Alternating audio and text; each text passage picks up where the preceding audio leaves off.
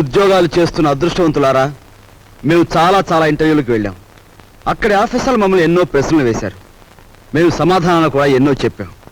అయినా మాకు ఉద్యోగాలు రాలేదు. మీరు ఏ విధంగా ఉద్యోగాలు సంపాదించింది చెప్పి మాకు సహాయపడవలసిందిగా కోరుతున్నాం. మాస్టరు, మీకు ఉద్యోగం ఎలా వచ్చింది? మా మామయ్య గారు ఎమ్మెల్యేగా ఉండేవారు. సంతోషం. మీరు మాస్టారు, మీకు ఉద్యోగం ఎలా వచ్చిందో దయచేసి చెప్తారా? ధనలక్ష్మి పెంచింది. ఆవిడెవరు? ఆఫీసర్ గారి భార్య? ధనలక్ష్మి అంటే డబ్బండి. అదే లంచం అన్నమాట. అవునండి. నెక్స్ట్. సార్, మరి మీరు? వినయంతో కూడిన విద్య వల్ల వచ్చింది, కృషితో కూడిన దీక్ష వల్ల వచ్చింది. కృషితో నాస్తి దుర్భిక్షం, జపితో నాస్తి పాతకః అన్నారు పెద్దలు. కావచ్చు, కానీ మీకంటే ఎక్కువ విద్య ఉన్న మా యువతరానికి మీకంటే తక్కువ ఉద్యోగం కూడా ఎందుకు రావటుందో చెప్తారా? మీ యువతరానికి విద్య కంటే పొగరెక్కువ, వినయం కంటే విప్లవం ఎక్కువ, ఆలోచన కంటే ఆవేశం ఎక్కువ, బాధ్యతల్ని భరించటం కంటే హక్కుల కోసం పోరాటం ఎక్కువ.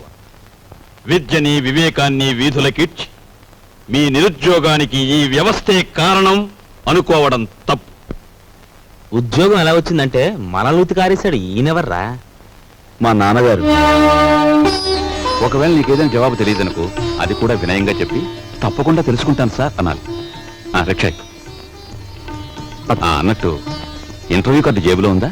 ఉంది నాన్న. నువ్వు పదవా. నాన్న కాదు. అలాగే పద. నువ్వు రావే. వస్తామ్మా. ఆ ఉద్యోగం రాక మరో ఇంటర్వ్యూ వస్తే అమ్మ శకునం మంచిది కాదేమోనని చెల్లెల్ని, ఆ చెల్లెలు కాదని ఇంకో చెల్లెల్ని, నాకు ఎదురొస్తే ఉద్యోగం రాదేమోనని మా బామ్మ కూడా పక్కకు తప్పుకుని, ఇలా ఒక్కొక్క ఇంటర్వ్యూకి ఎన్నో ఆశలు పెంచుకున్న మా వాళ్ళందరికీ వీడికి ఉద్యోగం రాదు అనే నిరసన భావంలోకి వచ్చేశారు. ఉదయం మా ఇంట్లో నన్ను చూసేసరికి సుప్రభాతం మరో రకంగా తయారయ్యింది. ఉద్యోగం రాలేదన్నది మన బాధ, మన వాళ్ళు ఇంకా ఉద్యోగస్తులు కాలేదే అన్నది మన పెద్దల నిస్పృహ. అదేమిట్రా నెయ్యి వేసుకోకుండా ముద్ద కలుపుతున్నా? ఇప్పుడు నెయ్యి లేకపోతే ఏం పోయిందమ్మా? పప్పులోకి నెయ్యి వేసుకోకుండా అన్నం తినడం మన ఇంటా వంట లేదురా. అమ్మాయి, నువ్వు వడ్డించు. ఇంట్లో నేను నిండుకుందత్తయ్య. అయ్యో అయ్యో, పచ్చని సంసారంలో పంచామృతాలు నిండుకుంటే పంచమహాపాతకాలు చుట్టుకున్నట్టేనే. చేతిలో డబ్బు లేక ఆ నెయ్యి నేనే కొనలేదమ్మా.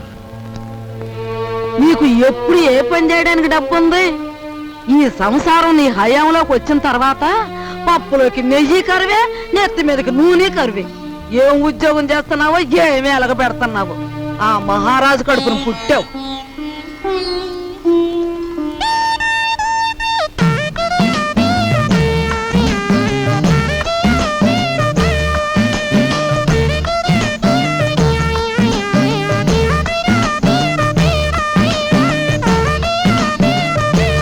చిన్నాడా, ఆఫీస్కి వెళ్ళడానికి మీ నాన్న తయారైతే ఇంకా ఏం చేస్తున్నావురా? తాతయ్య వదిలేసిన రావుకోటి పూర్తి చేస్తున్నానే, వచ్చేస్తున్నా. మా నాయనే, నీకున్నపాటి బుద్ధి పెద్దదవుకుంటే ఈ పాటికి 2 జిల్లాల కలెక్టర్ అయ్యేవాడు. ఒరే నాయనా, ఆ రాంకోటి సాయంత్రం పూర్తి చేద్దు గాని బడికి బయలుదేరు. ఏమండి, సరస్వతిని చూసుకోవడానికి వెంకటపతి గారు వాళ్ళు వస్తా ఉన్నారు. వాళ్ళు ఎప్పుడొస్తారో ఆఫీస్ నుంచి వచ్చేప్పుడు కనుక్కురండి. అలాగే. అరే సరస్వతి, నువ్వు ఇక్కడున్నావా? అబ్బో, ఏంటే అట్ట మెలికలు తిరిగిపోతున్నావు? అబ్బో, దీనికి దూకుడు ఎక్కువైపోయింది. ఇక పెళ్లి చేయాల్సిందే. లలిత, సరేనండి.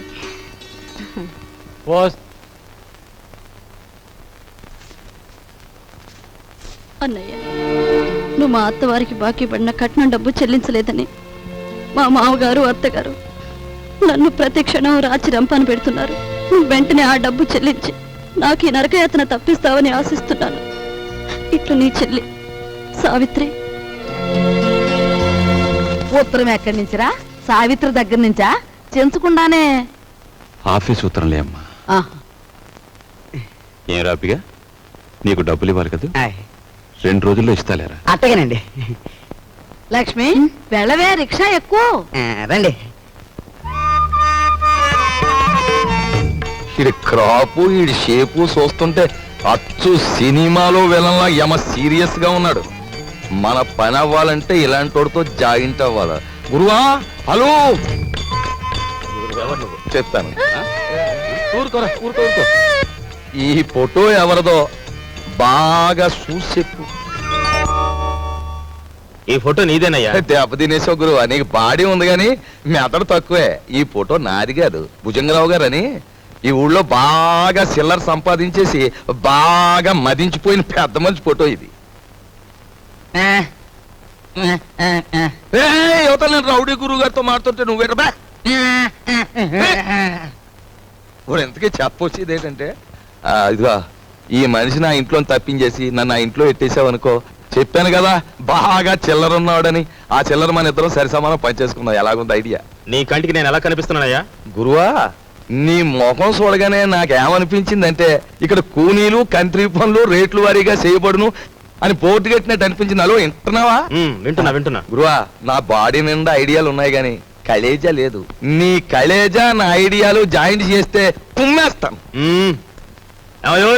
నేను పోలీసు వాళ్ళకి పాత చుట్టానే కావచ్చు, కానీ నన్ను పరీక్షించడానికి సిఐడి నిన్ను పంపించారని నాకు బాగా తెలుసు. హలో నేను ఈ పని చేయను, వస్తా. గురువా హలో, ఇదెక్కడ పీకులాట పంచాంగం నాయన, నన్ను సిఐడి అంటావేట్రా బాబా?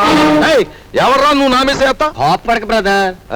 హలో నువ్వు మోగోడు కదరా ఎలా మాడుతున్నావు? పైగా నన్ను పెదరు అంటావు. నీ కంటికి నేను పెద్ద ముష్టోళ్ళ కనపడుతున్నాను ఎట్రా? ఏటి ఎదవేస్తాలు?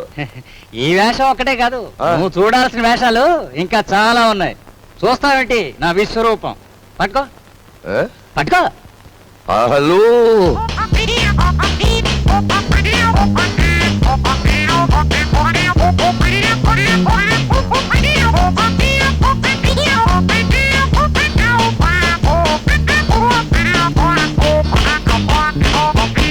ఇప్పుడే అంటా. నీ బాడీ అంతా చూసినా చేరు మాంసం ఉండదు, బుర్రలో ఎంత మాయ ఉందిరా బాబా. ఈ మాయే కాదు, మాయగాళ్ళకి మాయగాడు మా బాస్ మాయల పకిరిగాని చూపిస్తాను. పద. హలో పద. నువ్వు ఎక్కడే ఉండు బ్రదర్.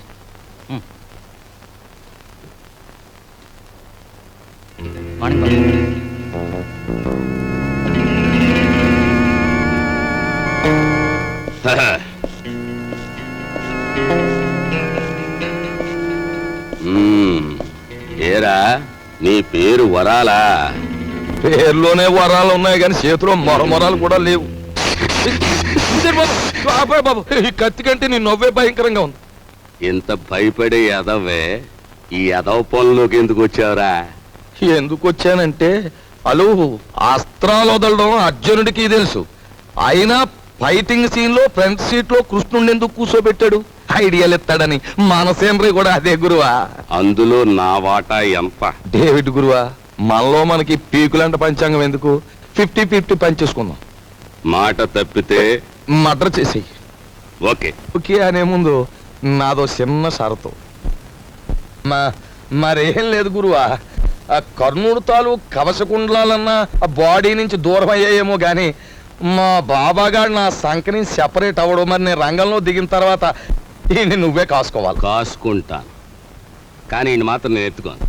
ఎత్తుకోనంటే ఎలా గురువా? ఎత్తుకోపోతే ఏటవుద్దంటే ఊరుకోరా ఊరుకో. అది ఈడితో న్యూ సెన్స్. ఆయన చేత ఈడు మన కూడా ఉంటే అల్లరే గాని చిల్లర రాలదు. సరేలా తాలే. ఎళ్ళు బాబా ఎళ్ళు, జాగ్రత్తగా వెళ్ళు బాబా. అది అదిరా బాబా, అది